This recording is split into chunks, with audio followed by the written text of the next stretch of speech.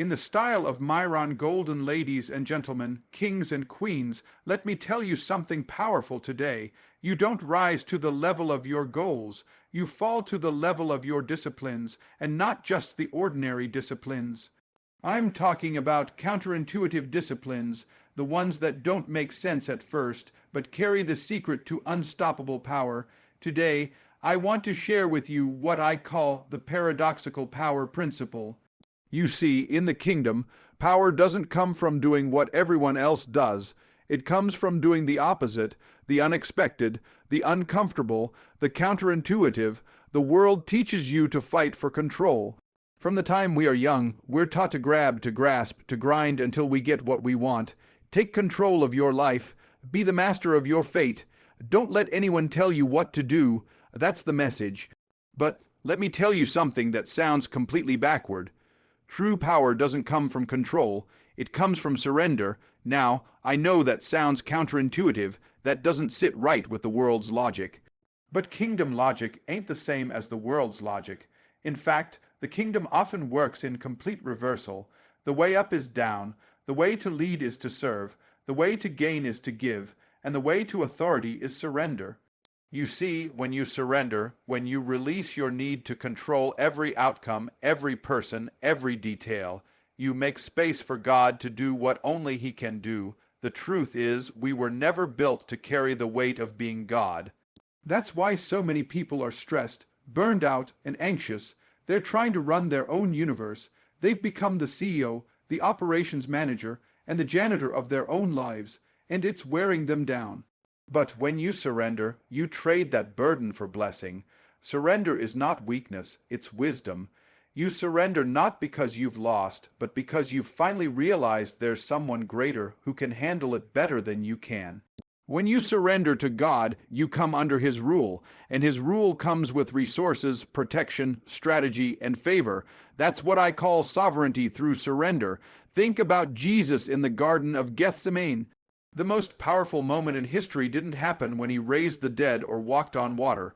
It happened when He said, "Not my will, but yours be done."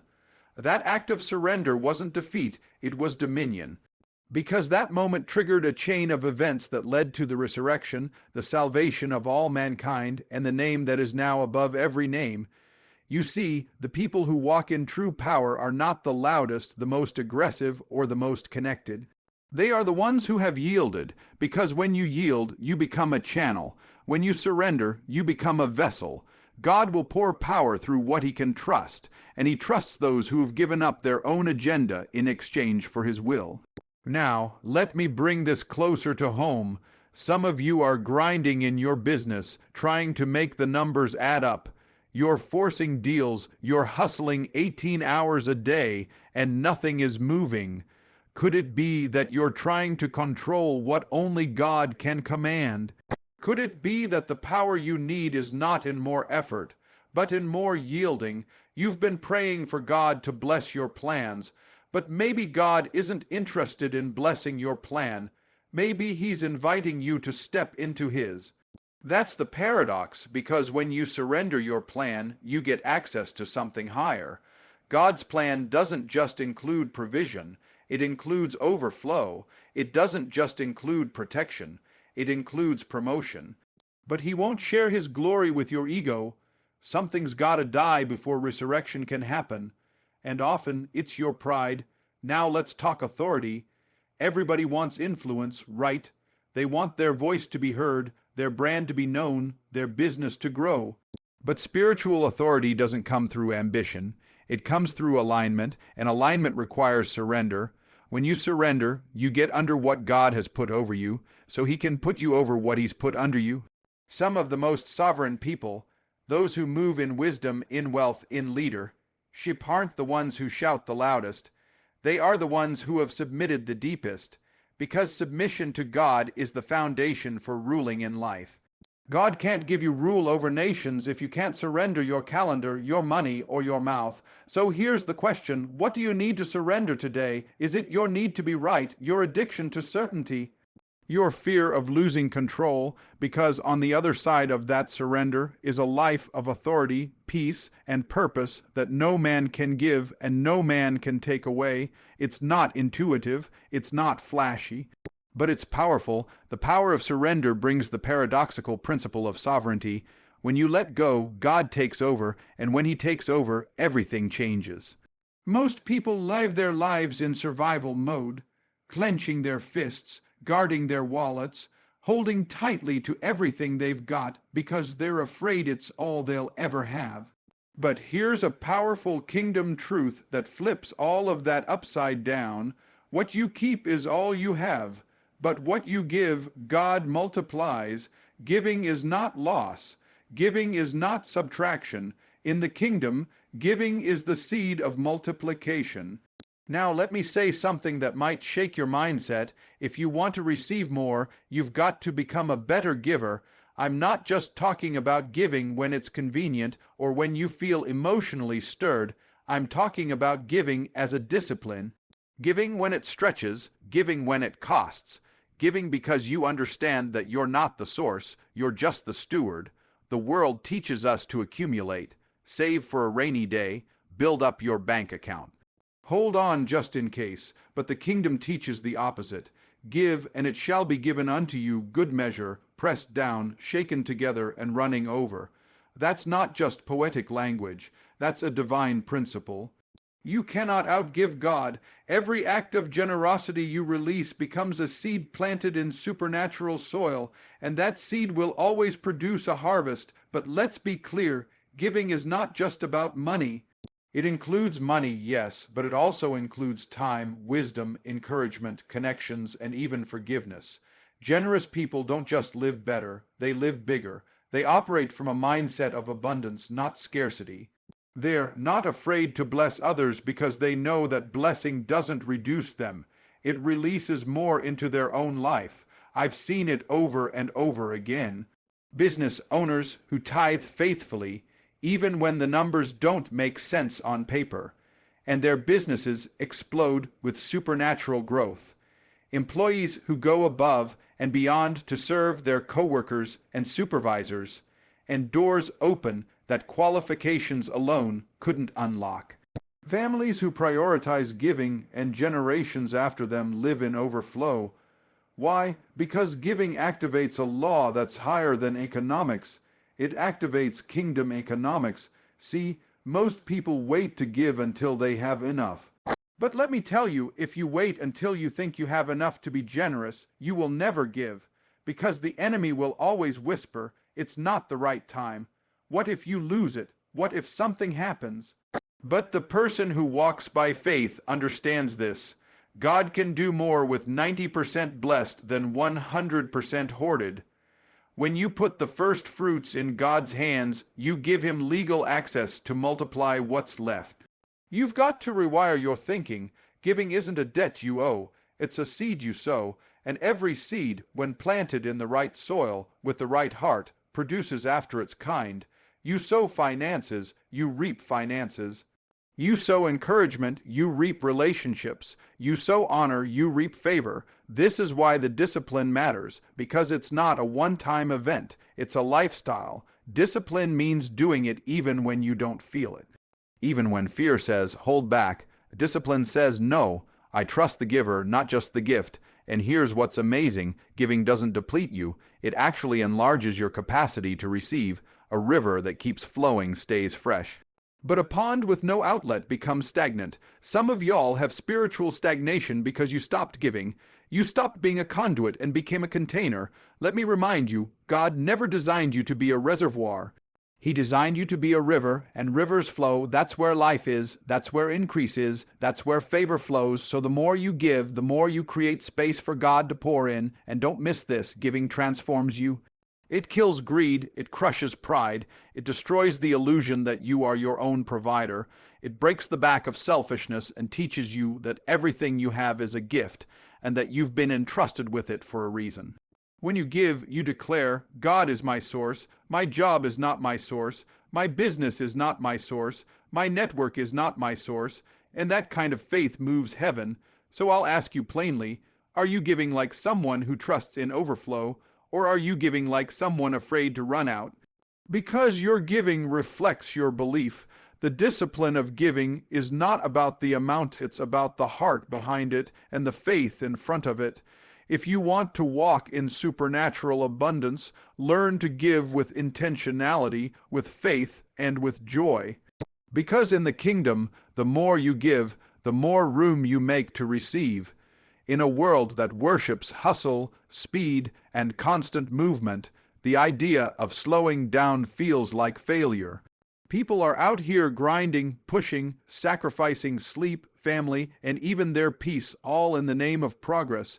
But let me tell you something that might sound completely backward. If you want to go further, faster, you have to slow down. Not sometimes, not when you're burned out, but as a lifestyle, because in the kingdom, stillness is a strategy and rest is a weapon.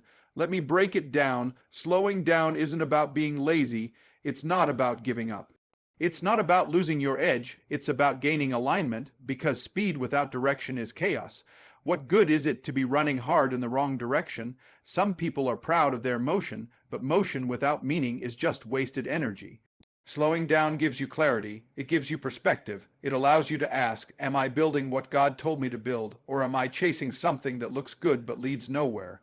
You see, when you slow down, you get to hear. And in the kingdom, strategy comes through revelation, not ambition. God isn't shouting over your noise. He waits for you to get quiet, to be still, to turn down the volume of the world and tune into his voice. You can grind all day and still miss what he could have given you in a moment of stillness. Let me give you a picture. Imagine a bow and arrow. Before the arrow launches forward with speed and precision, it has to be pulled back. That tension, that stillness, that pause, that's not wasted time, that's preparation. And when the arrow is finally released, it flies faster and hits harder than anything you could have forced by pushing without pause. That's the power of slowing down to speed up. Now look at Scripture. God created the world in 6 days, and on the seventh he rested. Did God need rest? No.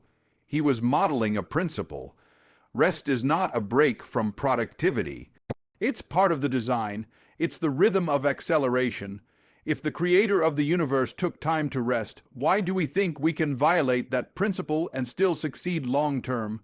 Slowing down invites God into the process. It reminds you that your success doesn't depend solely on your effort. It depends on your obedience, your alignment, and your connection to the source. Some of you are exhausted because you're carrying things you were never meant to carry. You're running because you're afraid of falling behind, but the truth is, favor will put you ahead of people who ran faster but didn't stop to hear from God. Slowing down also helps you work smarter, not harder. Have you noticed that when you're busy all the time, you start reacting instead of responding? You're managing problems instead of creating solutions. You're doing the urgent instead of the important. Slowing down helps you prioritize what actually matters. It gives you the chance to ask, is this busyness serving my assignment or sabotaging it? Here's something else. The enemy loves chaos. He thrives in the fog of distraction. He doesn't have to destroy you. He just needs to keep you moving so fast that you never hear from God. He knows if you ever slowed down, got still, and started to listen, you'd receive a strategy that would dismantle every lie he ever told you. That's why the fight for your attention is so fierce. But when you slow down, when you build rest, reflection, and prayer into your routine, you become unshakable. You're no longer just reacting to life. You're creating it with divine clarity. You're no longer chasing opportunities. You're being positioned for the right ones, because favor finds the person who's ready, not the one who's always busy. And let's talk about sustainability. Anyone can run hard for a season, but can you last? Can you build something that endures? The people who endure, who scale, who lead movements and leave legacies, they are disciplined enough to pause. To think, to rest, to listen. They don't just perform, they align, and alignment always outpaces hustle in the long run. So I'm asking you, where in your life do you need to slow down? Maybe it's your schedule. Maybe it's your thoughts, maybe it's your obsession with outcomes, because if you'll slow down, if you'll rest, reflect, and realign, you'll find that everything God promised comes faster, not slower. Why? Because now you're not just running, you're flowing. In today's world, everyone is obsessed with opportunity. Take every deal. Say yes to every door that opens. Don't miss your chance. That's the culture.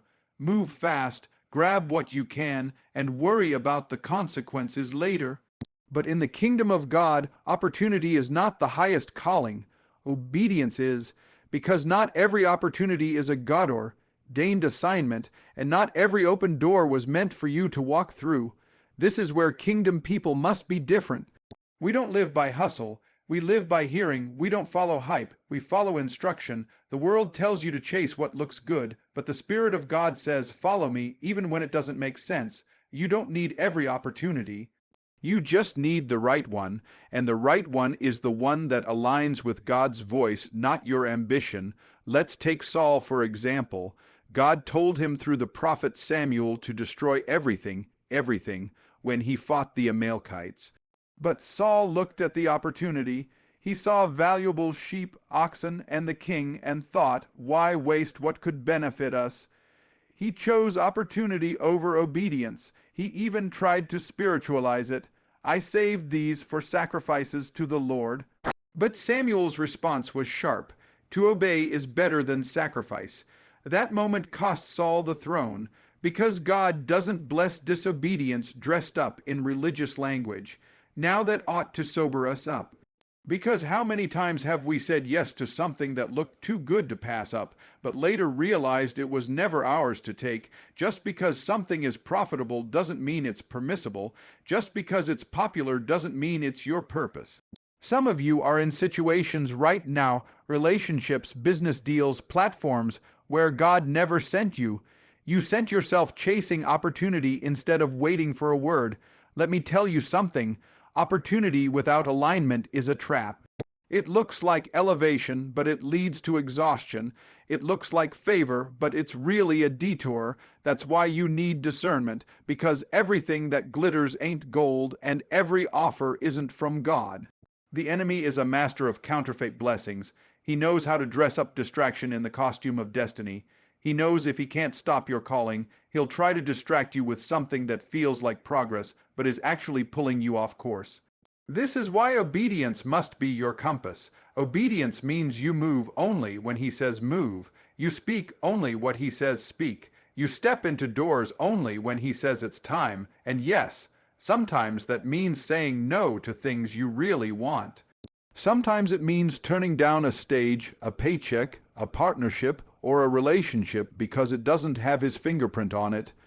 Let me tell you something from experience. Obedience may cost you in the short term, but it pays you back in the long run. I've watched people turn down six-figure deals because they didn't feel peace about it, and a year later, God opened a door that gave them purpose and prosperity. I've seen people walk away from big-name connections that didn't align with their values, and later be promoted beyond anything they could have strategized for themselves. Obedience may look like loss, but in God's economy, it's always a setup for legacy. Now here's the real test. Can you obey when it hurts? Can you walk away from opportunity when everybody around you is saying, you're crazy if you don't take that? Can you trust that God sees what you can't, and that He's protecting you from something you don't even know is dangerous? That's real faith, real maturity, real kingdom living. God is not looking for people who are just talented, connected, or hungry for success. He's looking for people He can trust, people who will follow Him even when it's uncomfortable, even when it's slow, even when it costs. Because when God finds someone who puts obedience first, He knows He can promote them without themselves destructing. So ask yourself, are you building your life on obedience or on opportunity? One will lead to peace, power, and purpose. The other may bring applause, but it can't bring anointing. Obedience is the currency of divine promotion. You may not get there as fast as others, but when you arrive, it'll be sustainable. It'll be real, and it'll be yours. In a world obsessed with going viral, building personal brands, gaining followers, and chasing influence, people are doing whatever it takes to be seen. Everybody wants the spotlight. Everybody wants recognition, but let me drop a kingdom truth on you that completely flips the script. Serving elevates faster than self-promotion. You don't have to promote yourself when God is your promoter. When you serve with the right heart, favor finds you, doors open, platforms come, not because you demanded them, but because you were faithful where you were planted. The world says, get yours. The kingdom says, wash feet. The world says, climb over people to rise. But Jesus, the King of Kings, knelt down and did the job of a servant, and then he said something powerful. Whoever wants to be great among you must be your servant. And now he didn't say, if you want to be invisible, serve. No, he said, if you want to be great, serve. That means there is promotion hidden inside humility. Let's be real, self-promotion might get you noticed, but it doesn't make you trusted. People may see your face, but they won't follow your leadership if your heart is full of ego. Why? Because self-promotion is all about elevation without transformation. It wants the platform without the process, but in the kingdom, promotion is not given to the most talented, it's given to the most faithful. And faithfulness is proven in service. You can post every day, you can buy the ads, you can network until you're exhausted, but if your character can't carry the weight of the stage, God, in His mercy, will delay your elevation until your foundation is ready.